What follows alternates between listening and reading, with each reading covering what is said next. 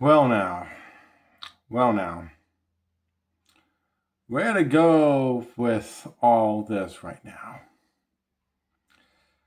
I'm going to strongly admit to this. Hang on, let me move this on over a lot more. That way it's more centered. Where to actually go with this? Where to actually go with this? I've been noticing of how people have been bashing in the Super Mario Galaxy movie. I have. And quite frankly, I'll be brutally honest. I feel like they're being a bunch of hypocrites once again. I didn't realize it before until now, but it feels like there's so many hypocrites out there, they just don't know a good enough movie, even if it bit them right in the patootie. The reason I say that is because of this, right here. It's because of these. One, you have the Star Wars trilogy. Star Wars trilogy. The original trilogy, right in the middle. Then the prequel from my since we're going from how I'm looking at it right now. Over here, episodes 1, 2, and 3. George Lucas made them. Really amazingly well done. See, prequel trilogy could have used a bit more work. But it was done incredibly well nonetheless.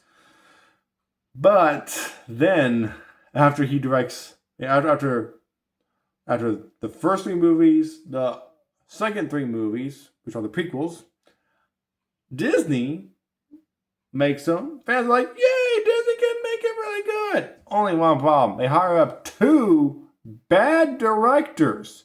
They have 2 really bad directors. If you say, oh, they were really good directors. Okay, how in the world can they be really good directors? Whenever one, episode 7 is nothing. It's like a repeat of episode 4. It's like a repeat of episode 4. And episode 8 is like a reverse version. It's kind of like a reverse version of episode 5. And episode 9 feels like it went through too much in it. Like, it felt like the storyline plot was very much mishandled greatly by the same director for episode 7. I'll admit, hard for me to describe it, but that's the best I can describe it right there. It felt like it was completely mishandled. Completely mishandled. Sorry about that. Now. Also Transformers movies. We have to admit, Michael Bay, phenomenal job with the first 2. Dark of the Moon began to go downhill. Age of Extinction, last night. And then we got Bumblebee. Zoop. And then we get Rise of the Beast. Zoop. Transformers 1, decent. Decent, needed more work. Being brutally honest, it needed more work. But also, for people out there that say Super Mario Bros. The Super Mario Galaxy movie was bad, just think about this. Think about this before I get to this one part. Think about this. With how they did the movie, yes, there probably were maybe quite a few plot holes. But the movie was done incredibly well, and it had a lot of nostalgia in it, and so many other things us fans were wanting to see. Well, hey, none of us were expecting a Star Fox appearance. I found out about that the other day, and I was thinking, like, you gotta be kidding me. Where's it supposed to show up at? Turns out they decided to do a Han Solo bit with that, and for like a Star Wars reference. Because as soon as he said, how much do you, I forget, like, what all he said. And apologies for the spoiler out there. I'm just venting right now. Just venting. So I'm just going off right now. I'm just going off. But with how they did that cameo of appearance of him, I loved it. I loved it. And also with what they did in the post-credit scene, I love how well executed that really was. I love how well executed that truly was. for Daisy to make her appearance. For Daisy. I should have put a disclaimer. I'll put a disclaimer in the description box below. But I want to say this right now. So many of you guys out, I don't know how many of you out there have actually watched video game movies. We have watched Sonic movies. I'll admit, they're not the best, but they gave us a whole lot of nostalgia to like put into each movie. First one only had Sonic in it, and we also know it had Robotnik, who is known as Eggman in it. Nicknamed Eggman from Sonic. Really good movie. Did a lot better than we all thought. But I will admit, none of us liked like him having hair and a simple mustache. Up until like on the Mushroom Planet, shaves himself bald and just gives him like a crazy mustache. Sequel movie, we have Tails. We have Tails along with Knuckles, who appears, and then Knuckles joins on up with Sonic later on. And we get the old, and then we get like the Super Sonic from the Emeralds. Then third movie we get Shadow. Unfortunately, we didn't get Rouge the Bat. And quite frankly, I just feel, like with those movies right there, they show that they were actually putting forth as much effort as possible. Super Mario Galaxy definitely put up forth the amount of effort. It did seem like a rehash of the first movie, but quite frankly, that rehash, it honestly worked. It honestly worked out in their favor. Primarily because, one, I did not expect for what for that to happen in the beginning of the movie. I did not expect that to happen. And for later on in the movie, it felt like they definitely filled in the gaps from the first movie, primarily with Peach, and also primarily Peach. I'll admit that right there. But also, it also leaves like more room throughout the rest of the movies for them to fill in more gaps. Like, in case they didn't have enough gaps filled in the second movie, that's a good thing right there. That's a good thing. That means they can fill in more gaps for the second movie. Third movie. And for the third movie, they could call it the Super Mario World movie, of where Mario and Luigi would just go on throughout the Mushroom Kingdom, and they would begin to discover, let's say, Daisy's Kingdom in the process. They would discover Daisy's Kingdom, and Daisy would explain more stuff. Like she would explain a lot more compared to what happened in this movie of Galaxy. And quite frankly, I'll say this: I was not disappointed. They beautifully executed the movie very well. It was very well executed. Plot, story, Bowser Jr. coming back to free his father, and I want to say more, but at the same time, I want to hold off on it. I know I said a good bit earlier, but quite frankly, just bear with me. I can appreciate this kind of movie because I have seen far worse.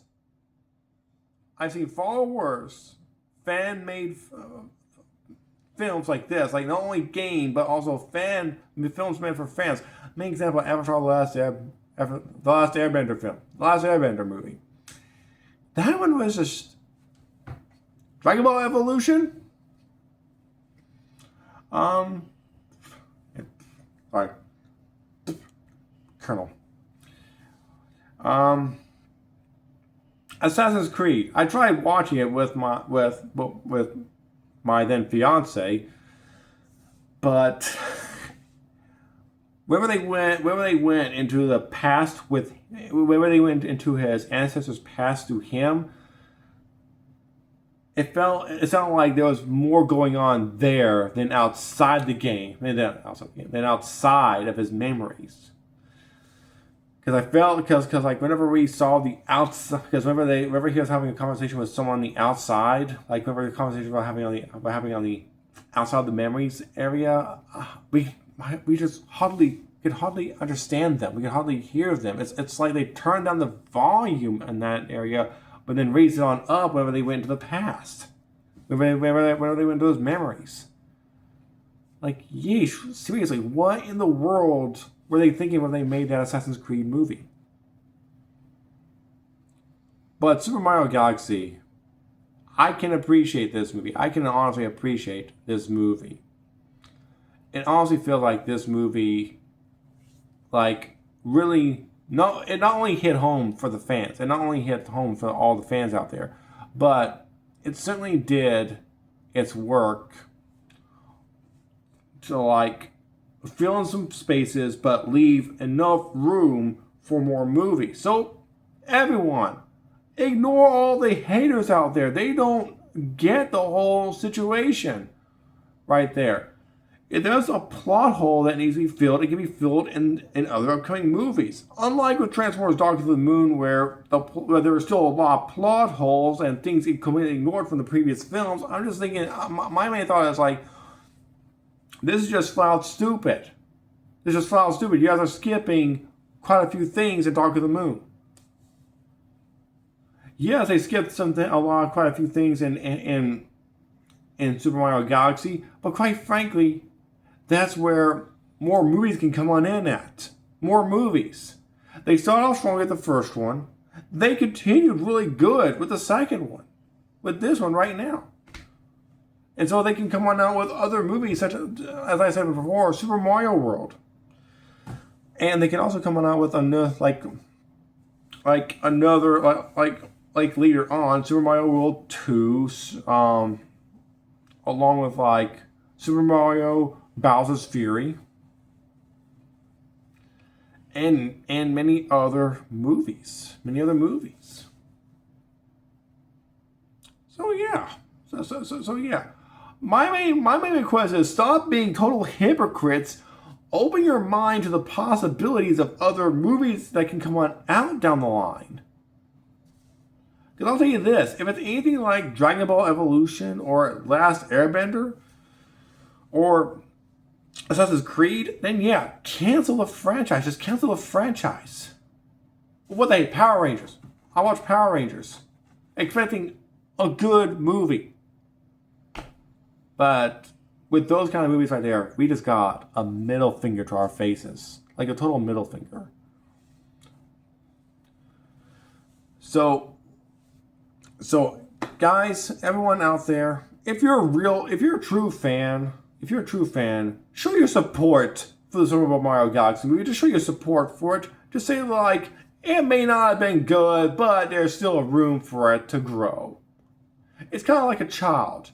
The child begins growing up over the years, and they have a lot of room to grow, a lot of room to understand, a lot of room to like see what's happening. And that's what the movies can do. They can grow. The movies can grow, and we can go along with the movies in order for us to like see the direction they're going into. Also, especially with this, like with how they explained it with Rosalina and Peach. Rosalina and Peach being sisters in that movie. They could also, in the third movie, say they're not really blood-related sisters. They're more adopted sisters. They could say that right there.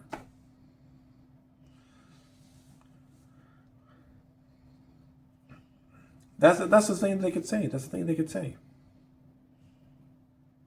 But yeah, other than that, stop being hypocrites about movies. Okay? Stop being hypocrites about like movies that are being made. Because if you expect too much out of a movie, you'll wind up with massive disappointment. I'll say this, a lot of fans were hyped up for Star Wars Episode 7. Massive disappointment. I was hyped up for Transformers Dark of the Moon. Massive disappointment. Transformers Revenge of the Fallen? I did not know what to expect. But as soon as I watched it, I was like, this movie surpasses the previous one. It definitely does by a mile. It definitely does by a long shot. Then Doctor Moon came along. I expected too much. It went down. It was like downhill for me. But yeah. Just do yourself a favor. Don't expect too much out of a like if you can tell that the trailer is really good, be like, oh, okay, this looks interesting. I can't wait for all this to happen. And also with how people were complaining about, oh yeah, I think I did. So I was talking about that earlier. But how you all were talking about Bowser Jr.'s distorted voice. Yeah, think about like what he's wearing. What he's wearing right there. That could be what's distorting his voice. Because I'll admit this, we all need to do our best to think on every little detail there is in the trailer. Every little detail that there is. But yeah, I say strong as this, go out there, watch Super Mario Bros. Galaxy movie. I'm going to say about that Super Mario Bros. Movie. The Super Mario Galaxy movie. Watch that movie. And just be like, and just think to yourself, that can actually be room to grow. There can actually be room to grow. There can be more room for more. There can be room for more movies. Just a big request for Universal and Illumination to like, excuse me, to like hire on a director and story writer that knows the movies. That's all. But yeah, I think that's it for right there. So if y'all have enjoyed this video, hit the like button, subscribe to my YouTube channel, and also check me on social media. Well, not really very much with Facebook, but Twitter/X, Discord, Tumblr, Instagram. Hardly on any of those right there anymore, and any others there are. And just go in there, not expecting too much, but just going in there, expecting what you saw in the trailer, and just see where you go to from right there. Okay? So till next time, I'm Tip Armando myself right now, so peace out.